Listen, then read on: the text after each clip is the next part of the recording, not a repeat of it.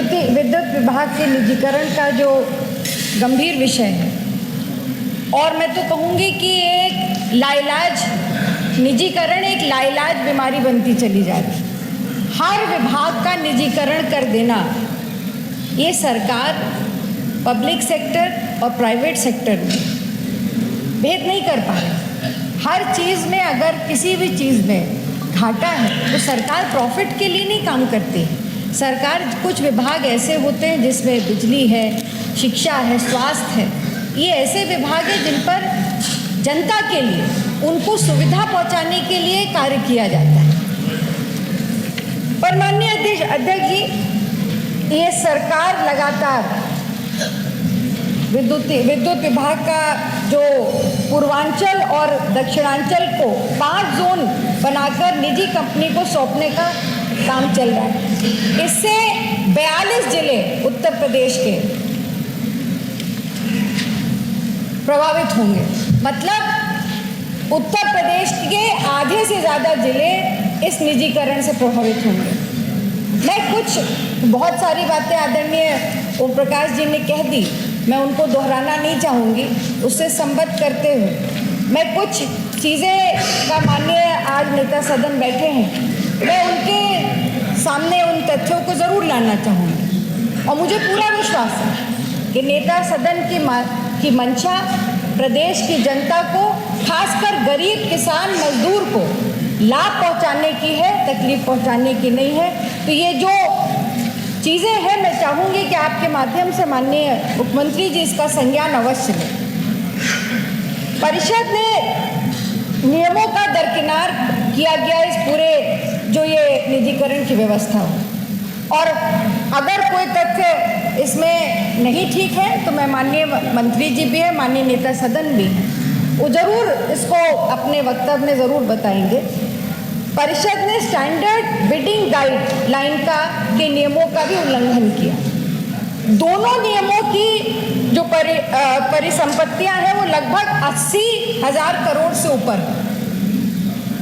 केंद्र के नियमों के मुताबिक अधिग्रहण करने वाली कंपनी की माली हालत निगम की कुल परिसंपत्तियों के 30% होनी चाहिए। ऐसे में 5 बिजली नई कंपनियों के हर मालिक की हैसियत कम से कम 4800 करोड़ होनी चाहिए। लेकिन प्रस्ताव में रिजर्व बिडिंग में शामिल होने वाली कंपनियों की माली हालत 2000 करोड़ रुपए रखी गई। आखिर इन नियमों में शिथिलता क्यों की गई? क्या वजह? और ये सारी कंपनियां बड़ी कंपनियां, ये सारी कंपनियां बड़ी कंपनियां, और क्यों उन कंपनियों को इस बिडिंग में मौका दिया गया जो इन नियमों में नहीं था? दूसरा,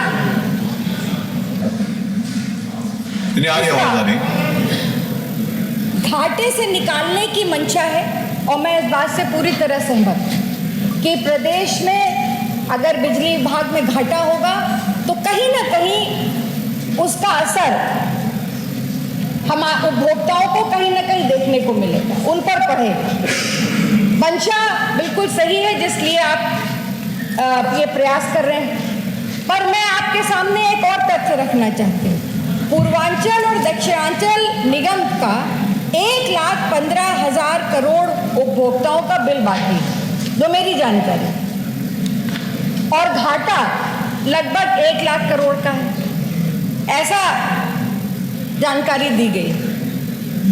अगर ये बकाया वसूला जाए तो निगम घाटे के बजाय फायदे में आ जाएगा। तो ऐसे क्यों नहीं वो बकायेदारों को से बकाया वसूला जा रहा है? क्या वजह है? क्यों शिथिलता उन पर बरती जा रही है? 44,000 करोड़ केंद्र सरकार ने IDS में, ये केंद्र सरकार की योजना दे रही है। अगर इन पैसों को खर्च किया जाएगा तो कहीं ना कहीं कॉरपोरेशंस की हालत सुधर सकती है, उनको एक अपॉर्चुनिटी मिल सकती है अपने आप को रिवाइव करने की। आप ये पैसा सरकार का, केंद्र सरकार का ले भी रहे हैं, इन कंपनियों की हालत को सुधार भी कर रहे हैं, और सुधारने के बाद इन प्राइवेट कंपनियों को उनको दे भी दे रहे हैं। तो कहीं ना कहीं ये केवल प्रदेश के लिए नहीं, ये जो पैसे का दुरुपयोग हो रहा है ये भी गलत है। दूसरा बहुत गंभीर विषय है माननीय अध्यक्ष जी, लगभग 27,000 कर्मचारी इससे प्रभावित होंगे। दोनों डिस्कॉम के निजीकरण से ये यहाँ कार्यरत लगभग 1,000 के ऊपर अभियंता हैं, 2,000 के ऊपर जूनियर इंजीनियर हैं, 2300 टेक्नीशियन, लिपिक और कई सारे कर्मचारी। अगर 1600 पद इसमें ऐसे हैं जो आरक्षण से लाभान्वित हुए हैं, जिनको SC, ST, OBC और EWS पे इनको पद में आरक्षण के ऊपर इनको लाभ लेते हुए इनको इस पद पे रखा गया। अगर ये सेवा मुक्त हो गए तो इसकी जवाबदेही किसकी होगी? क्यों नहीं जो मसौदा सरकार ने निजी कंपनियों के साथ साइन किया उसमें इनके भविष्य के लिए जो आरक्षित वर्ग था इसमें उनके भविष्य के लिए क्यों नहीं कोई पॉइंट उसमें मेंशन किया गया? क्यों नहीं उनके भविष्य को सुरक्षित रखने की व्यवस्था की गई? मैं तो बार बार कहती हूँ कि अगर सरकार गंभीर है और निजीकरण करना आपकी मजबूरी है तो कम से कम आरक्षण वहां भी लागू होना चाहिए, ये हमारी मांग है। माननीय अध्यक्ष जी, यहाँ पर एक चीज और कि जब ये सरप्लस 27,000 हो जाएंगे कर्मचारी डिस्कॉम के समाप्त होने के बाद, तो इनके भविष्य का क्या होगा? आज जो हजारों की संख्या में सड़कों पर ये कर्मचारी अपनी बात कह रहे हैं, ये गलत नहीं कह रहे। इसमें बहुत से जो मैं देख रही थी जो नियमावली है कि कम से कम 5 वर्ष का इनका एक्सपीरियंस होना चाहिए। 50 से 55 वर्ष की आयु वालों को वैसे ही वो नहीं लेंगे निजी कंपनियां, ये उनके नियमावली में है। तो जो लोग लगभग रिटायरमेंट के करीब हैं, जिनके ऊपर पूरे परिवार की जिम्मेदारियां हैं, जिन्होंने लोन ले रखे हैं बच्चे की पढ़ाई के लिए, बेटी की शादी के लिए, उनके भविष्य का क्या हो? क्या ये सरकार ये गारंटी देगी कि इनके भविष्य के साथ खिलवाड़ नहीं किया जाएगा? माननीय अध्यक्ष जी, एक उदाहरण बार बार दिया जाता है मुंबई का। मोना जी 10 मिनट हो बस अंत में, बस कुछ ज़्यादा नहीं। मुंबई का उदाहरण दिया जाता है कि वहाँ बहुत अच्छा विद्युत व्यवस्था है। माननीय संसदीय कार्य मंत्री जी बहुत वरिष्ठ है।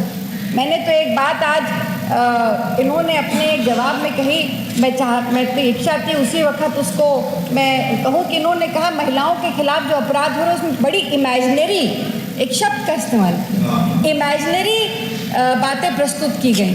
माननीय अध्यक्ष जी, मुझे दुख है इस बात को कहते हुए, मैं बहुत सम्मान करती हूँ, पर क्या उन्नाव में अगर बेटी जल्दी कोई एक आधा विषय होगा लेकिन बात कुछ कहीं भी गई है उस विषय में उसको जला दिया जाता है, वो विषय अपने आप में बुरा हुआ ये दुखद।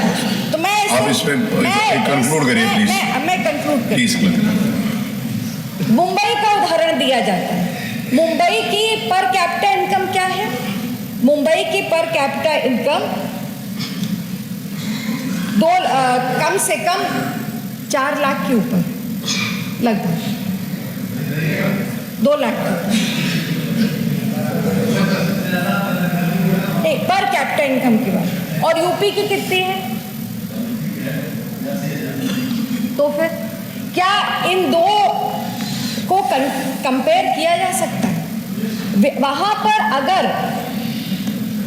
पर अगर निजीकरण के बाद और अगर आपने आगरा और नोएडा में अगर आप कहते हैं कि आपने सफलतापूर्वक निजीकरण किया है, तो सरकार उस पर श्वेत पत्र क्यों नहीं लेकर के आती?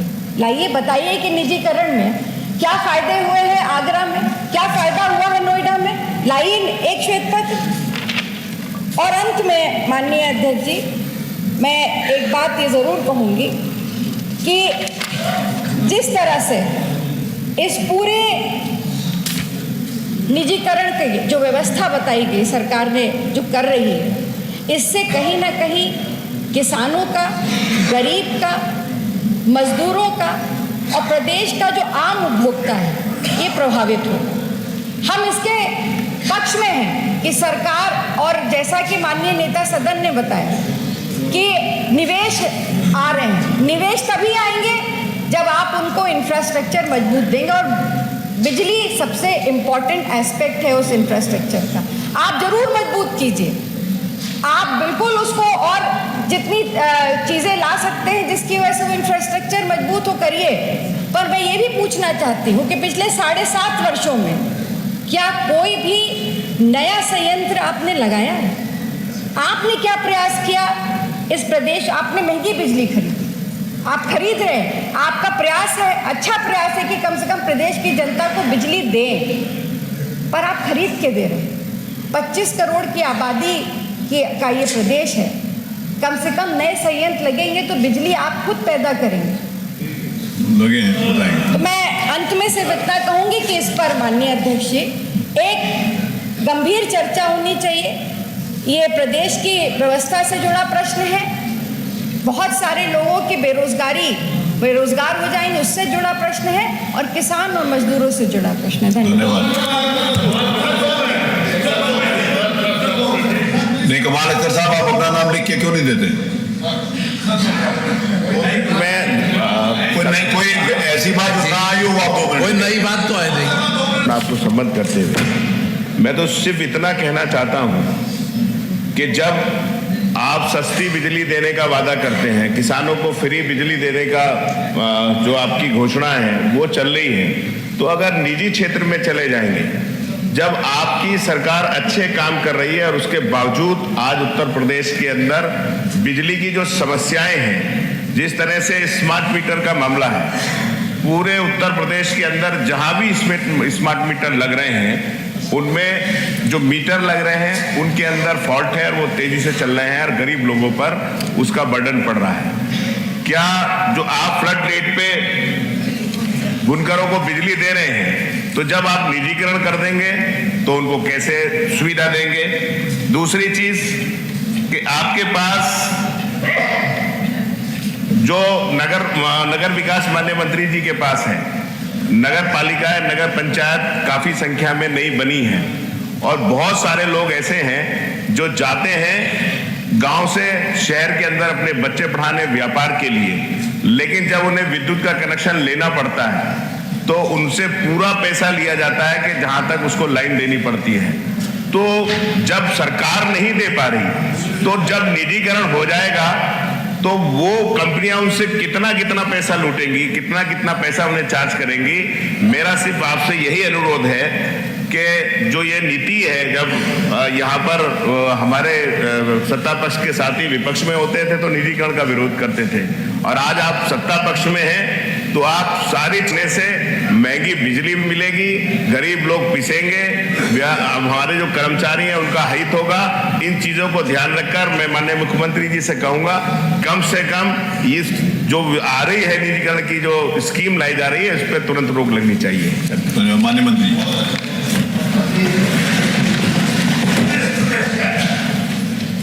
सबसे पहले आज के इस विषय पे माननीय ओम प्रकाश जी ने